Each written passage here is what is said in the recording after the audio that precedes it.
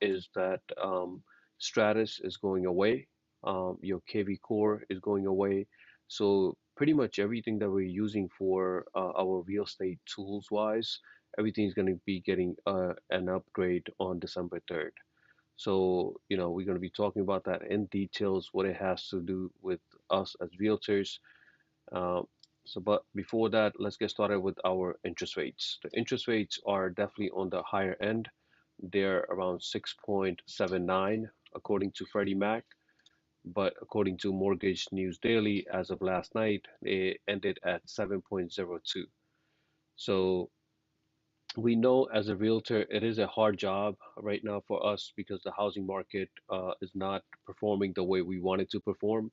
But just remember, there are still people going under contract, people are still buying and selling, but just not on the masses. Not everybody's doing it. So you need to start filtering out your leads, your clients that you're working with. Hey, is this person just wasting my time today? Or is he really serious about purchasing a property? If they are, then you want to start devoting your time there. No harm in sending them properties, but when you actually showing them properties and they're not showing interest, then you have to ask them, hey, are you really ready or not? Okay. Today, this morning, around 8:30, new data came out for inflation. So inflation plays a crucial role when it comes to either the interest rates, the Fed will do rate cuts or not, right? So as of this morning, your inflation went up a little bit. So that is a bad sign when we're talking about the Fed meetings, because the Fed has a target of 2%. So in September, it was 2.4, and now it came to 2.6. It's not a huge jump, just 0.2%, but still, it is something not headed in the right direction, right? Wall Street Journal put up an article right away that inflation picks up to 2.6, but the door still stays open for the Fed rate cut. So why that might be? Why is that the inflation is going higher and we still might have some rate cuts? Because of the job employment data that came out. Only 12,000 new jobs were created, and we were expecting around 100,000. So that was a bad sign, right? So on December's meeting, we are expecting a Fed to do a rate cut, maybe 25 basis points or maybe 50. But with this inflation data coming up, more likely it's going to be around 25 basis points. Okay, but nobody knows until we actually see it next month. Okay, next is your affordability. This is a client household income of $125,000. Down payment, they want to put around $65,000. Their monthly debt was only $100. You know when you have a low monthly debt that this person knows what they're doing. Okay, they're paying attention to their debt. They're keeping as low as possible so they can have affordability on the higher end. So even with today's high interest rates, they're trying to purchase a property with 6,000 property taxes. So within their budget, they can go ahead and find a property for around $720,000. This person found it for 680, single family property. Okay. When you look at that payment of $5,000, you typically need to see it, majority of it is going towards your principal and interest. Then you have your property taxes and your property insurance. Property insurance is typically around $1,000 to $2,000 per year, depending on the area. But your property taxes, that can really kill a deal when you have a pre-approval as a realtor and you're looking at properties for $1 million, right? And that loan officer, when that loan officer gave that pre-approval to your client, thought that the property taxes were gonna be around $5,000, but your client ends up finding a property with you and it has property taxes of $10,000 or even higher. If that's the case, then that affordability gets crushed. So you have to question that every pre-approval. Hey, it makes you stick out too. If you're asking the right question to your client, hey, I see this pre-approval for $1 million. This property that I'm showing you has property taxes of $10,000. Does the loan officer actually knows that you are purchasing a property around $10,000 property taxes or not? Okay, just take your job one step further. So this way you do not go through any pitfalls later on, right? You want to try to save your deal. And if you see a pre-approval with whatever amount, question it with your property taxes. Okay. If you guys want to play around with this calculator, it is available on ljmortgageteam.com under affordability calculator. Okay, you can use it yourself, right? Do your own numbers, your family members, or even send it to your client so they can play around with this calculator and see what they qualify for. Okay. Next, I found this article pretty interesting, and it shows you that obviously, as a realtor, our job is to find the property and negotiate, right? Find the property and negotiate for our client. That's our primary job description. Hey, I have 5 leads, I have 20 leads, doesn't matter. Every one of them have one goal. Let me find them a property. What price they're going to pay, that will depend on your negotiation skills. So as a realtor, your job should be, hey, let me do the research and make sure that my client saves much as possible. So according to this data, let's just pay attention to the blue lines. The blue lines here is for your 2024 buyers. Your black lines are your 2023 buyers, and the gray one is for your 2022 buyers. So for your 2024 buyers, that in 2024, only 17% are paying above asking price. Why is that? Because there's less demand, because not everybody can afford in today's interest rates, right? When the interest rates are higher, if you qualify, that means you're part of a pool where you can actually qualify and purchase a property. A lot of the people, they just get, with the high interest rates, they can't afford to purchase that property. They would love to buy it, but now they go to the loan officer, they simply can't afford it. So if you have less competition, so you're going to pay, less above asking price. Only 17% of them did that. About 49% of them in 2024 paid your asking price. You're asking for $500,000. Here it is. Half of them, nearly half of them, pay that. And 34% of them paid below asking price. This is where I think Realtor comes in.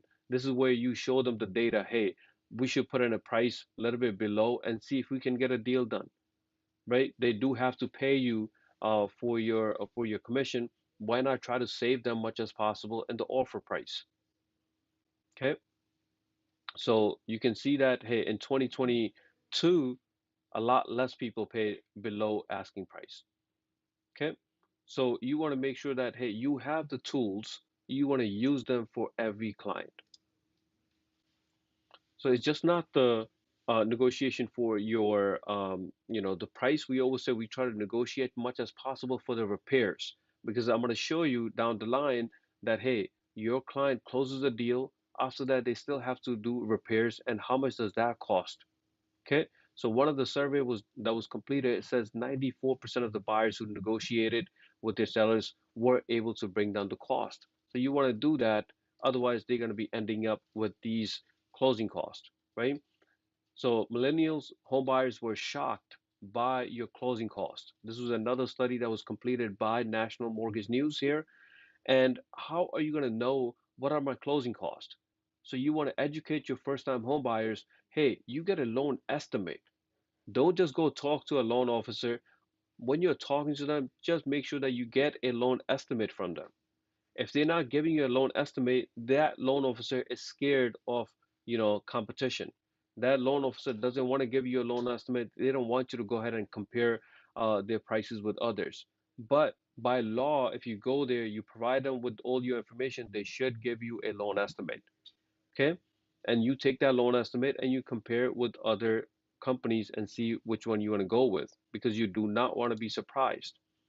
So when we're talking about closing cost, this is part of your presentation too. When you're, talking to your first-time home buyers, you have to tell them, hey, your down payment is what you're paying towards your property. That is literally your equity.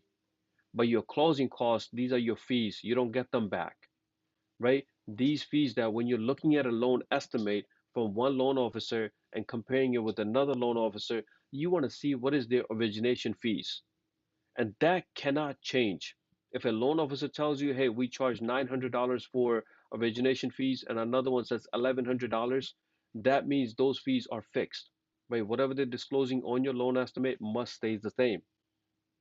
So you can say, hey, this one is charging me a little bit less. Then they will give you an estimate for appraisal fees, your credit report fees, you have your attorney fees, right?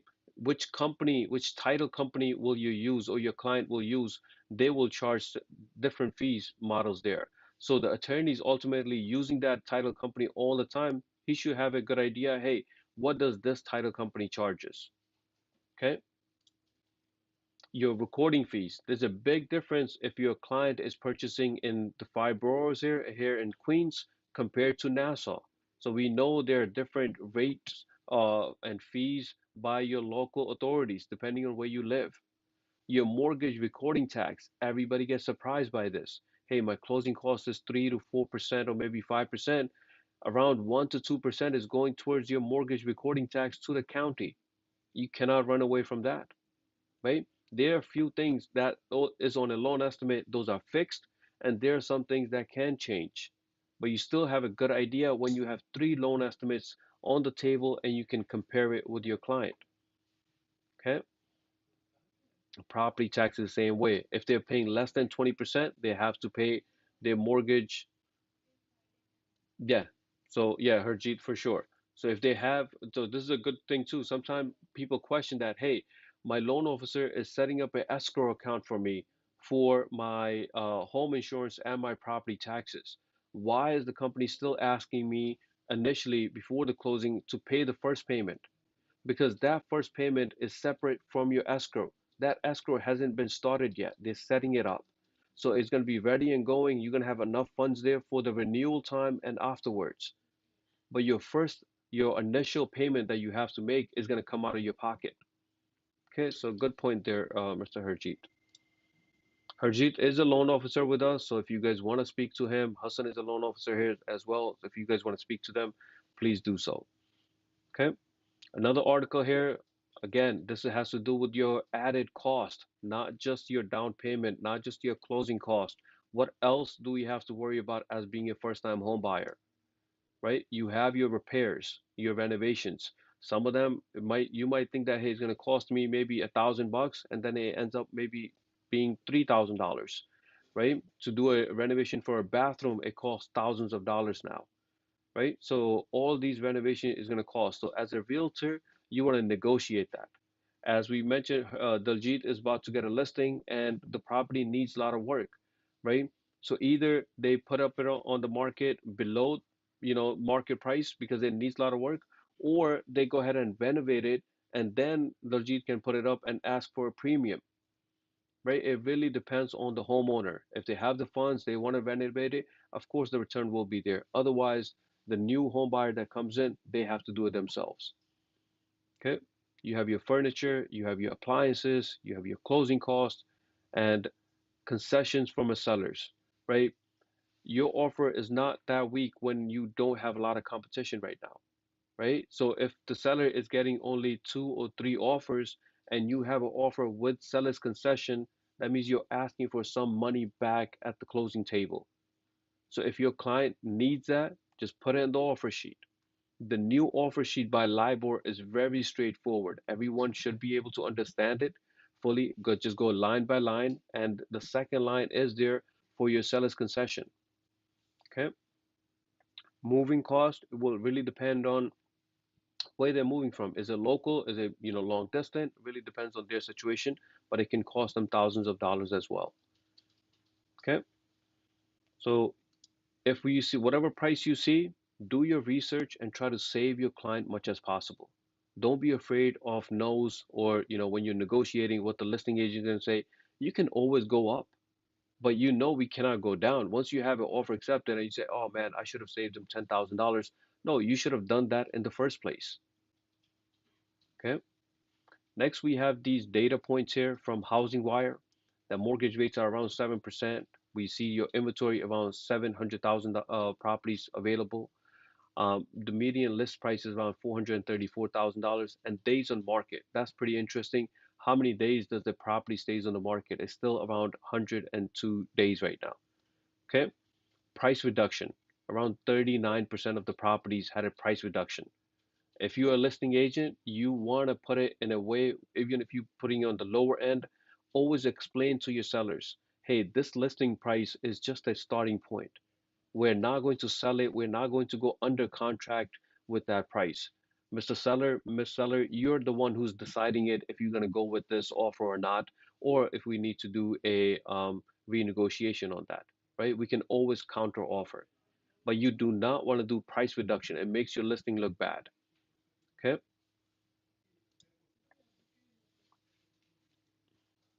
Next, this is your MBS Highway Housing Update Index for November of 2024. You see that your national buyer activity, that not everybody's active, right? You see majority of it on the slower end. Why? Because of limited inventory and your high interest rates.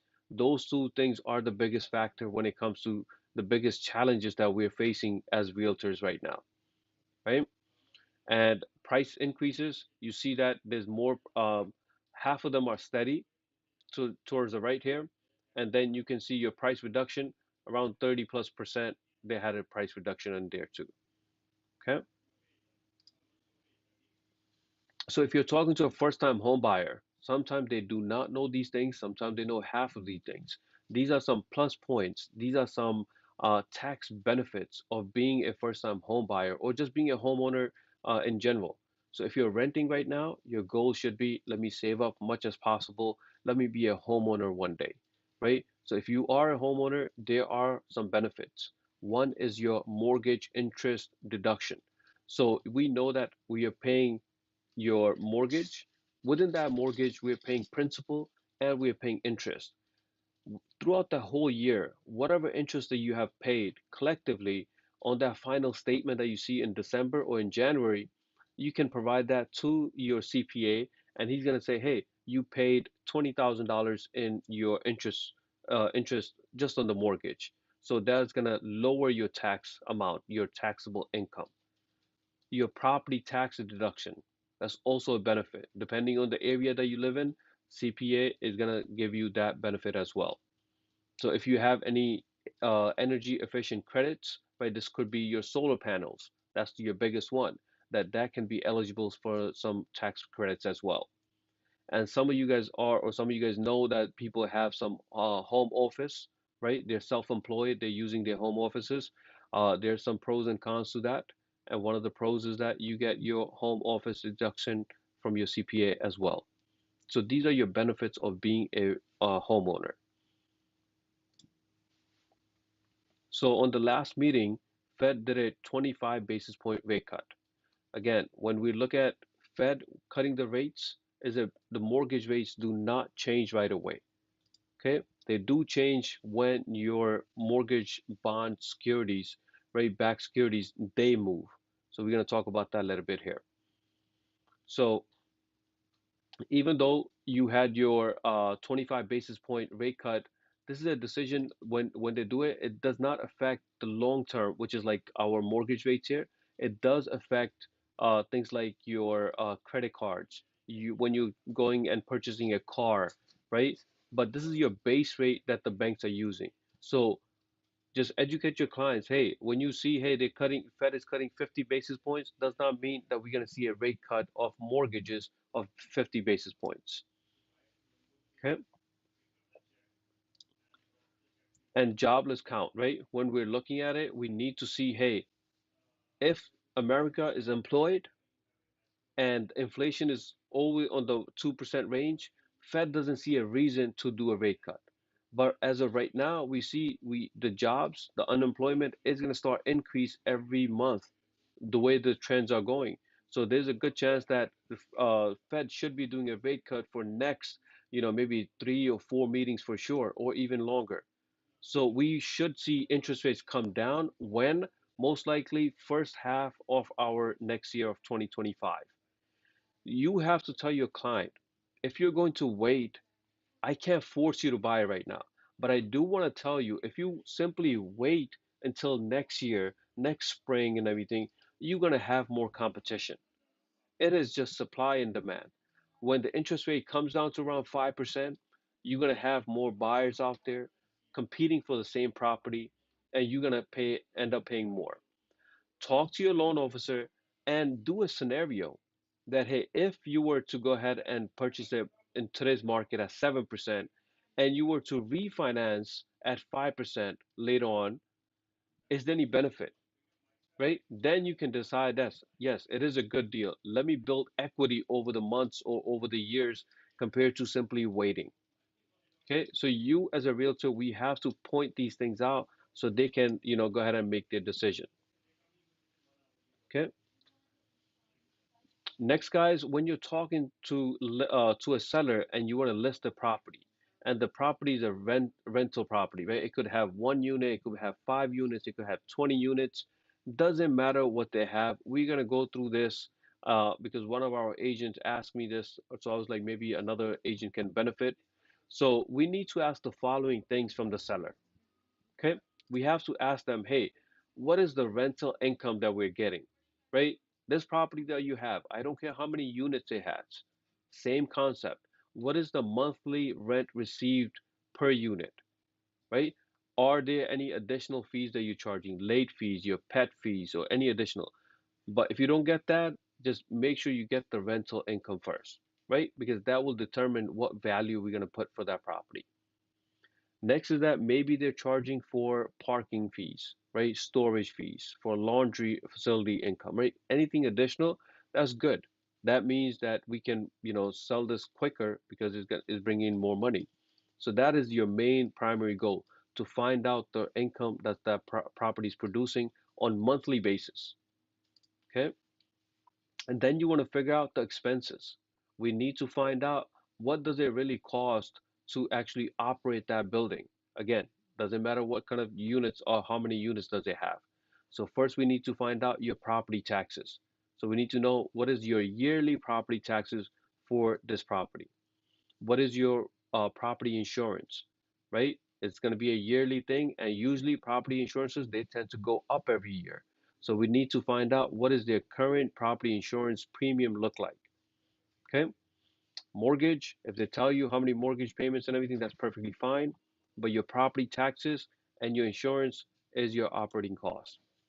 Then you have your utilities. We want to find out for how much does it cost with the water bill or the sewer expenses, right?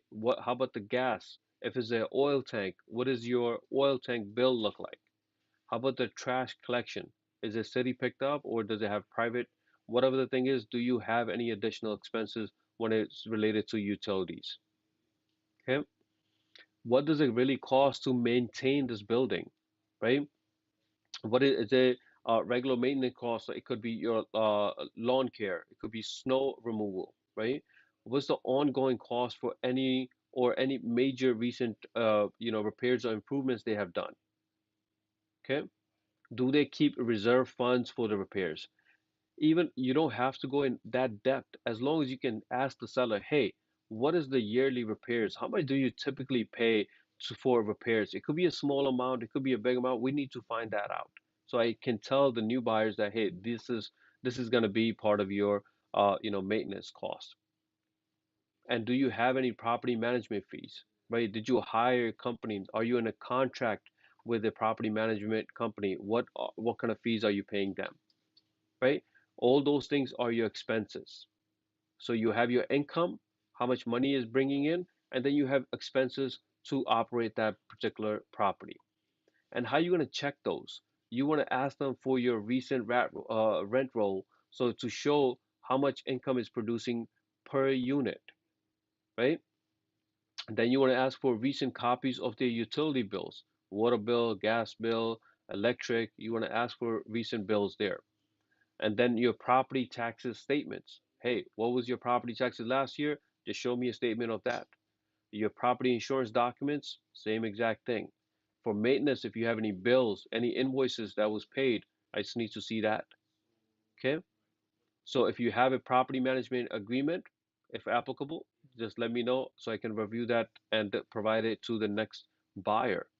All these things, instead of asking, drip by drip, right? When the time comes, hey, this might person might ask, why not be that professional before you even get those listings? Say, hey, I need to ask these things because eventually different buyers is going to ask me these things, right? One person might ask for insurance policy, another one might ask for recent utility bills. I want to have everything and just make sure I will blank out your account numbers and all that, or you can do it before you even send it to me. So I can keep it on the records and provide it when whenever someone asks me. Okay. So when we get that information, we're trying to find out the cap rate, right? So cap rate is going to be, hey, what does it, whatever my net income is, I have, I'm bringing in X amount. In this example here, we're bringing in $50,000, right? After all the expenses, we have your rent roll, but we paid all the other expenses, and we are keeping $50,000. If it's $50,000 and you want to sell that property for $500,000, right? You just simply divide that 50,000 by 500,000 and you times that by 100, and that's going to be your cap rate. Okay? So, any questions so far, guys? You take the net operating income, you divide it by the property value, you times it by 100, and that's your cap rate. To give you an example now, here's this new property. This was on LoopNet just I think yesterday or the day before, and I thought it was a perfect example for this scenario here. So they put up a property in Massapequa in New York here, listed for $1.8 million, and they say, hey, the cap rate is 6.8%. So first of all, do you think anybody here, guys, do you think 6.8% is a good cap rate or no?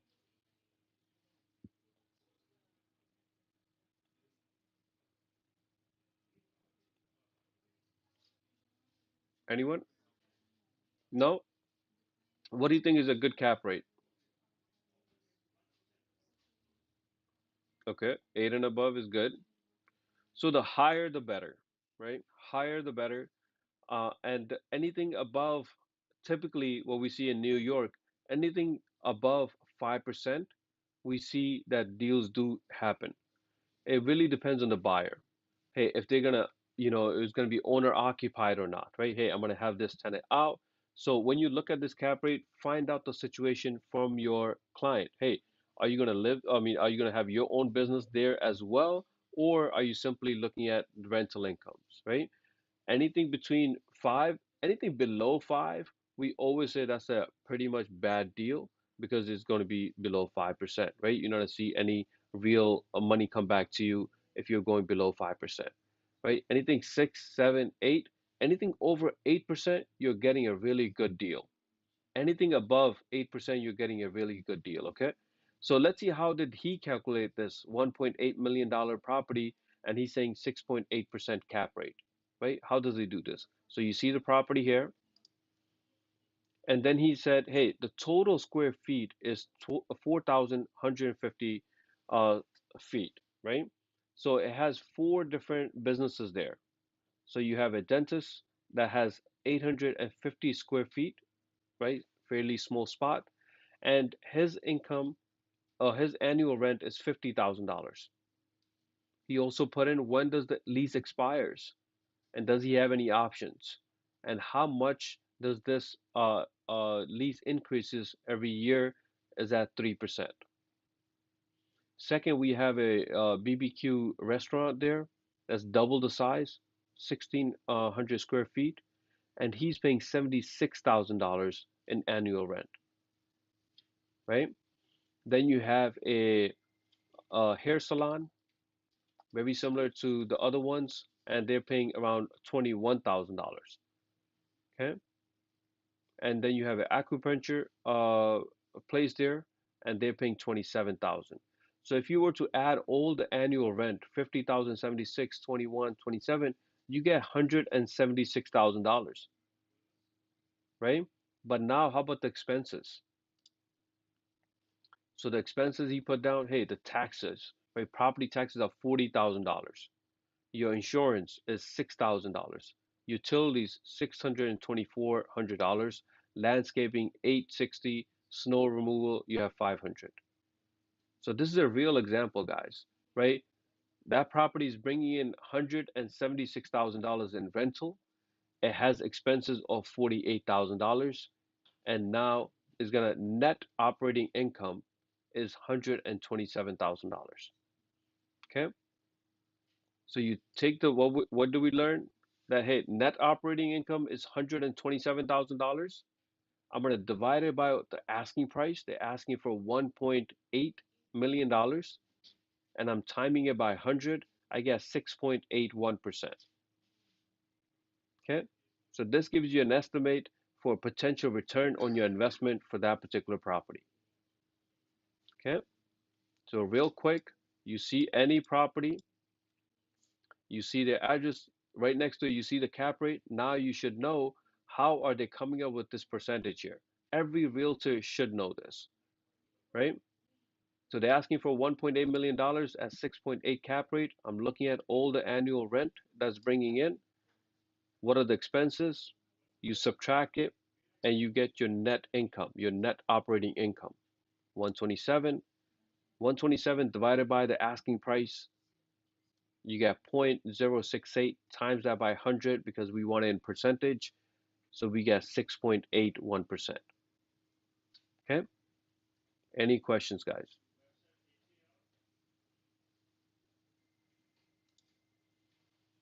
All right, guys. Next, I hope you guys are using this altosresearch.com/market reports.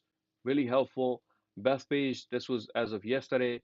Bethpage has a 40 score there, which means that it's a slight seller's advantage compared to Franklin Square. We have an agent. She's putting in an offer for herself. She went up $50,000. It's a two-family, legal two-family in Franklin Square, so it's really hard to find that. And it was listed for about, I think, 700. She went up to 750, not in one jump, but negotiating back and forth, back and forth. The comps and everything does show that, but look at when she's putting in an offer, it has to be a solid offer in order to get that deal done because it's a strong seller's market in that particular area. Okay. Next, guys, the main topic that we have is for your Stratus, right? We're so used to Stratus. There's been some agents that have been using it for years and years now. So we do have to move on because MLS is doing that. LIBOR is becoming part of Matrix. So instead of Stratus, it's going to be Matrix. It's still part of your LIBOR billing. Okay. So this number one with Matrix is that it is an improved user interface, which I'm going to show you screenshots right now of. Uh, you have your you're going to have a better collaboration with your clients, right? There's a lot of agents out there, who are using KV Core. There are agents who are using Collab. Both of them are going away, right? If you're using Collab or if you're using KV Core, if both of them are going away, how are you going to communicate with your clients? One home, right? It's called one home, and we need to get used to saying that word because that's going to be our main platform. One home. Okay. Mobile, I have seen the demos online. It's very mobile friendly, and I'm going to show you how we're going to go in depth with that and the public records too. Okay, so first, when we log into Stratus, right, we this is going to be replacing Stratus to what we see here. It's called Matrix. First, you're going to be in your dashboard. It's going to give you overview. You can move things around in here, and so you can personalize this as your home page. Okay, as soon as you're logged into Matrix, you're going to be in the dashboard called My Matrix. So it's going to give you all the breakdown of all your clients, if there's any activity going on. So this was very similar to what we saw in KV Core. I'm logged in, I'm looking at the activity. Same thing in here. Okay.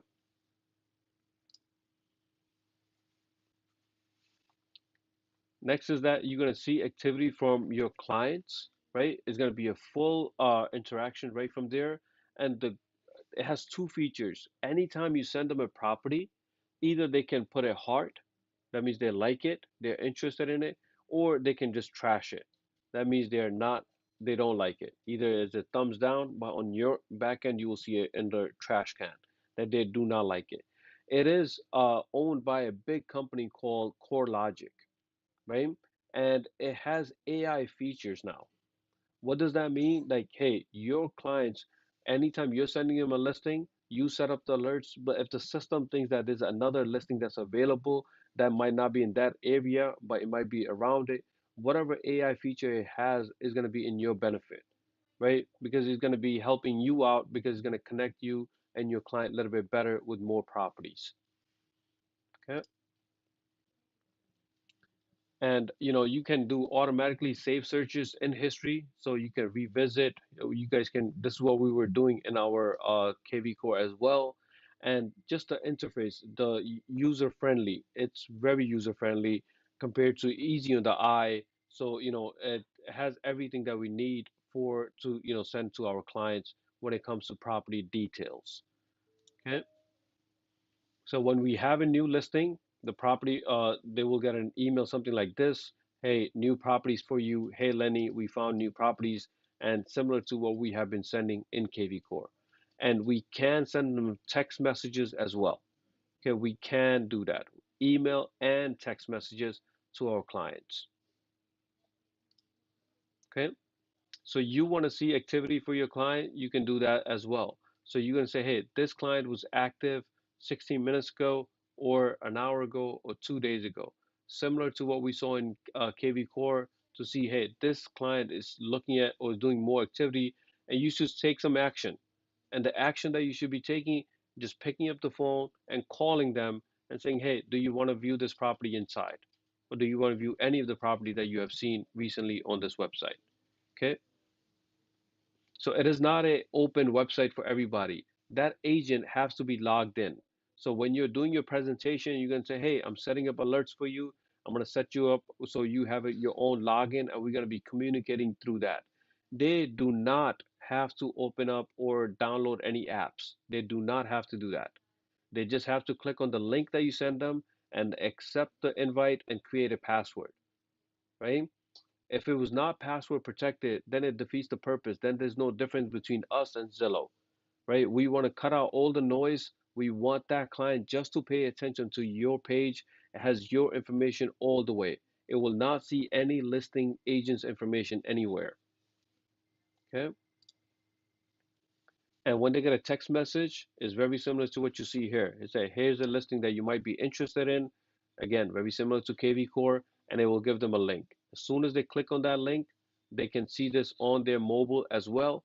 And your photo will be on that page every time. Doesn't matter which page they're on, your photo, if they click on that photo, your phone number, your email, basically your business card is going to pop up right there on every page. Okay. Then this feature I love, guys, because every property is different, right? Every property's price is different. We want to show them that they can have the ability to check out their mortgage or your estimated monthly cost for that particular property, right? You don't have to do anything. It's just part of it. So if they're on that listing page, they click on finance, they can see, hey, full breakdown of this. That is going to be $6,600 monthly payment, which includes your principal and interest, property taxes, home insurance, and all that good stuff, right? So they have an estimate what their monthly payment is going to look like right from your same page that you're sending them. Okay. So once your client clicks on it, they don't have access to Matrix. You do, right? But they do have access to one home. They only have that access to one home if you send them an invite link. So I just want to make sure you guys know the process that they cannot just go to one home. Even if you guys go today, onehome.com, and you try to look for any properties, it'll say, no, you need to sign in. Which agent are you working with? Did you get an invite email? You're the one who's doing it. But look how clean the software is. It shows you the map, it shows you all the properties, it points, uh, you know, all the things that it's really easy on the eye. That's the main thing I love about this. That hopefully your client stays on that website for longer than usual. Okay? And they're going to get a lot of details, not just for the property price, but the neighborhood as well. If they're interested, they can request a tour right there and they can say, hey, they can select a date and the time that's available for them. Once they hit request tour, you're going to be notified. Okay, you're going to be notified that, hey, this client is ready to see this property, and you can go ahead and schedule that showing with the listing agent. Okay, on that overview, when you're looking at that particular page, you can see property details, you can see even schools, you can see travel time, you can tell the system, hey, live in this area or I work in this area, right? Or just put a zip code and it will give them an estimate, hey, what's the travel time for each different property that they select, right? This is all AI working in the back end trying to make things better for us. Okay. Even it has a price and tax history. So if this property is listed for $1 million, it's going to check all the records before that. So if it's, for example, if it's listed for this one was 535, and you see the history that was sold for 200,000, 300,000, 400,000, what year, what are the property taxes? So you don't have to go anywhere, and your client doesn't have to go anywhere. Your client is going to say, hey, I'm on this website, and it gives me all the data, everything I need for this property. Okay. It's going to give you the neighborhood evaluation as well. It will give you a score from 1 to 100, right? If it's walkable, like this one here, 77 out of 100. Bike riding, 96 out of 100. Transit friendly or not, 90 out of 100, right? They can decide. These things are what we call sticking points, right? We were using similar ones in KV Core, but they're already built in into one home. Okay. This one I really like, guys. You're not just sending properties, right? Anybody like Zillow is sending them properties as well, but Zillow is not sending them any market insights. You can create a, hey, if your client is looking for property in South Ocean Park, I want to set up a market insight report for them right from the same system, just with few clicks. And you can just click on it and just send them, hey, here's an update for South Ocean Park, right? How many properties are available, what new listings came on the market, what was recently sold, everything that has to do with that market insights, you can send them via email or via text message. Okay. So there's another part of this, still part of the same software, right? Still part of CoreLogic. It's called Prospect CRM, and it has action plans. Again, within few clicks, you can set up sample emails, text messages, templates for them, and you can just start staying connected with your clients. We were not doing this with KV Core, right? This is something additional that is going to make you stick out as well. Okay, when it is fully launched, we will go through these in details. Another one is your Real List here. This is another program, still part of your software, same software from CoreLogic, and it gives you more reports. Hey, how many deals are closing in a particular area, right? You can select a county or any area. Again, more reports, more insights, so you can be more educated and stay up to date with the market. Okay.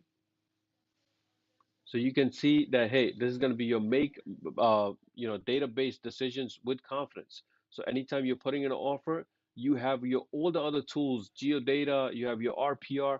Now you're going to have additional tool when you can go ahead and send it to your clients. Hey, when we're putting in an offer, I'm putting it based on this data I see here. Okay.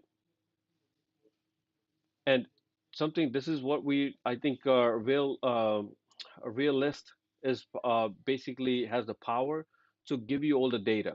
CoreLogic is collecting all the data from big companies all around United States, right? So they're huge. So they can, when you're including doing your comps, I highly recommend that we start doing comps with Realist compared to anything else.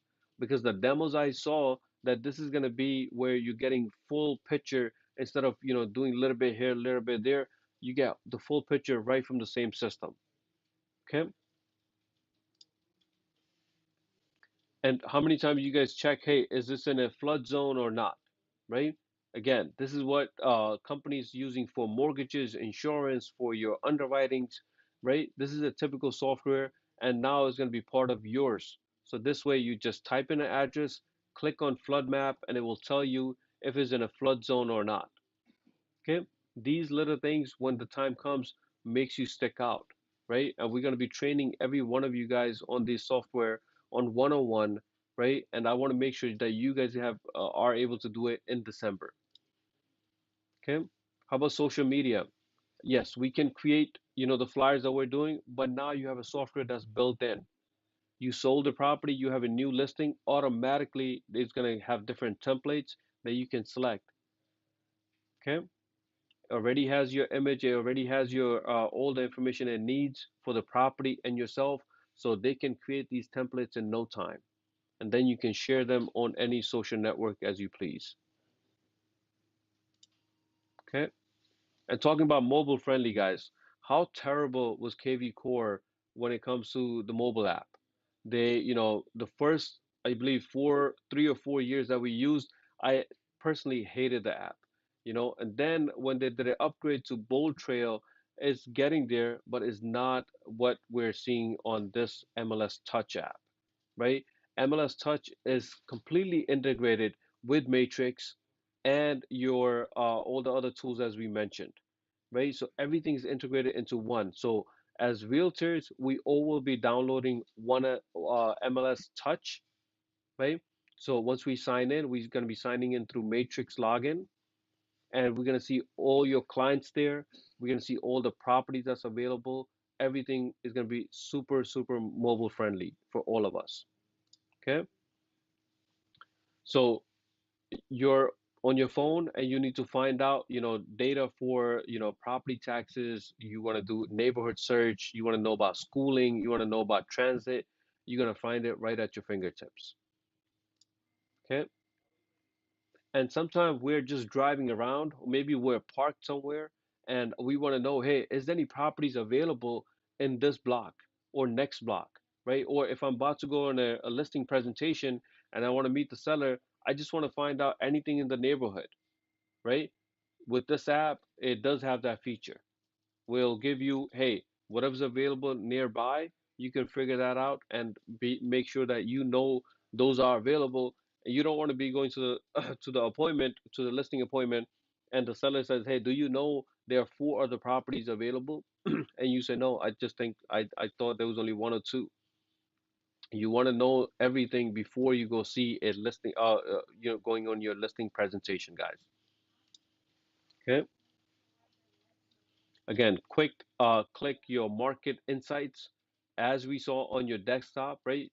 Nothing to download on your desktop is all browser friendly. But if you're doing it on your app, same exact thing. All the data that you need, super mobile friendly, guys. Okay. As you saw, as you can see on the screenshot here, that it will give you an estimated value as well.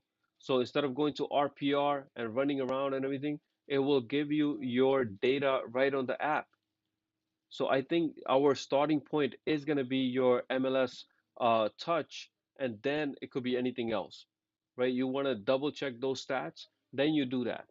But you got to believe in CoreLogic because it's a huge company and it has most of the data. Most of the charts or the research that we see, majority of it is being done by CoreLogic and others. Okay. So it's just not us that's joining this company, right? It's not just us that want us to you guys to use the software. They have million plus end users, million plus, and they have 28 million logins per month. So these are all the clients who are using this, right? Not just the agents, but also the clients that are using it. Okay. So it's pretty powerful. It's just that Long Island and Queens LIBOR were one of the last ones to join this. Matrix has been being used by Brooklyn and other MLS for many years now, right? But it was not as powerful as what they're making it into now since KV Core took over. Okay. So when these changes come, guys, we need everybody to be on board, right? We want everybody to be on board and start learning these software because it will make you a better, more professional out there. It will make you stick out from other agents, right? Um, my main job is to train you guys, right? If we can train you guys can go out there and actually get the work done, right? Show people properties. How are you going to show them if you don't have the tools to show them, right? If everything is built in, you guys paying for one key MLS LIBOR, MLS every year, and they're providing all these tools. Why not use them? And they're super powerful tools, guys. It's something that you would want to use yourself if you were buying a house, right? So what is going to be transferring from Stratus to MLS? Pretty much your information, your photo, your office, and all that good stuff, all your listings that you have, right? But if you are using Collab, nothing is getting transferred from Collab to there. So make sure you make these changes or you have your clients' details before it shuts down. And when it's going to happen? Officially on December 3rd. So right now we're in phase one up till next week of November 18th, where we're just going through and just talking about these topics. Hey, these changes are coming.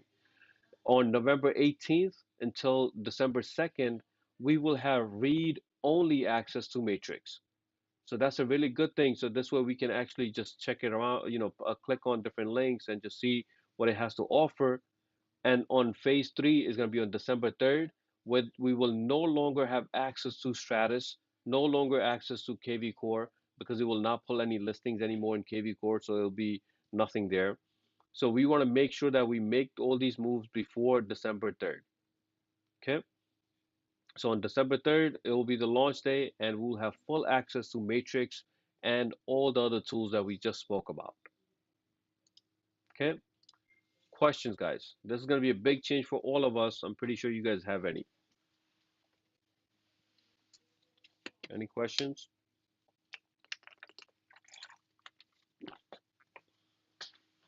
No questions. I guess everybody's ready, right? So if you're watching this, a recorded version, guys, later, if you have any questions, feel free to reach out so we can talk about it. But this is a mandatory change that's coming across all the realtors in Queens and Long Island. And we have to make that change, and we want to prepare every one of you guys. So in KV Core, you have things, you want to export it in the next coming weeks. Um, Anything that you have in Collab, you want to do the same thing, right? Those things will be going away, so why not make use of it and make sure you download everything beforehand. Okay. Next year, guys, right? This year is almost over. We want to make sure that you have all the tools to show them properties and then make an effort to actually be there on time and start tracking which client is serious and start rating them. If you have 5 clients, 10 clients, we do not want to discriminate in any form, but we do want to rank them in a way how serious they are to go ahead and purchase a property, right? Your time is very valuable, right? Some of you guys have part-time, full-time job. We have a family, a lot of things to juggle. And as a realtor, we just want to make sure that, hey, we have enough time to show the clients who are ready to go, right? You're ready to go. Let me start sending you properties. You're ready to go. Let me start showing you properties. If you're ready to go, let's go under contract. Okay. We have plenty of programs for our LJ mortgage team, guys. We have one program called One Home. So if your client is interested, if it's a first-time home buyer, there's no income restrictions. We can qualify them with 3% down payment on a conventional loan, right? It's a really solid loan program. It's not available for everyone because it has restrictions. Like it has to be a first-time home buyer. You got to live there for at least the 1 year, even though it's a conventional, right? So it's a good program. So if you have any clients that's interested, feel free to have them come in and get pre-approval from us. Okay. Otherwise, guys, that will do it from my end. Thank you so much for joining. Just be ready for the changes that are coming. And let's start up one-on-one meetings with me. So this way we can go over these changes in person. All right. Thank you so much for joining, guys. You guys take care. Yes, sir. Yeah, Carmen. Yes, sir. We're not too sure yet. They didn't confirm our